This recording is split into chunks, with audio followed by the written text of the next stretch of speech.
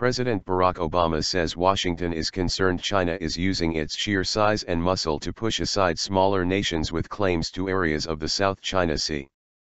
Speaking at a town hall meeting during a visit to Jamaica Thursday, Obama said Washington is concerned that China is not necessarily abiding by international norms and rules, forcing countries into subordinate positions.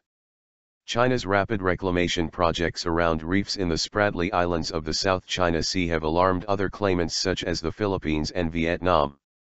We think this can be solved diplomatically, but just because the Philippines or Vietnam are not as large as China doesn't mean that they can just be elbowed aside, said Obama. President Obama said the U.S. does not have a particular view on the territorial disputes, but just wants all sides to use the mechanisms already in place internationally to resolve them.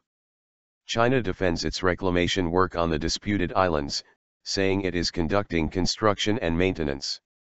The Chinese government's construction and maintenance on some parts of the Nansha, Spratly, Islands is mainly to improve the related functions of the islands, improve the working and living standards of the stationed personnel, to better safeguard China's territorial and maritime sovereignty, to better fulfill China's search and rescue, disaster prevention, disaster relief, marine scientific research, meteorological observation, environmental protection, safety of navigation, fishery production services, and the international obligations and responsibilities that we've undertaken. The relevant construction is a matter that is entirely within the scope of China's sovereignty. It is fair, reasonable, lawful, it does not affect and is not targeted against any country. It is beyond reproach, said Hua. U.S. State Department spokesman Jeff Rath told reporters Thursday that officials worry that China might militarize reclaimed islands to strengthen its territorial claims on disputed areas. On the other hand, Obama said that despite disputes with Beijing, China's economic power plays a positive role in the world and that the U.S. welcomes Chinese global aid investments.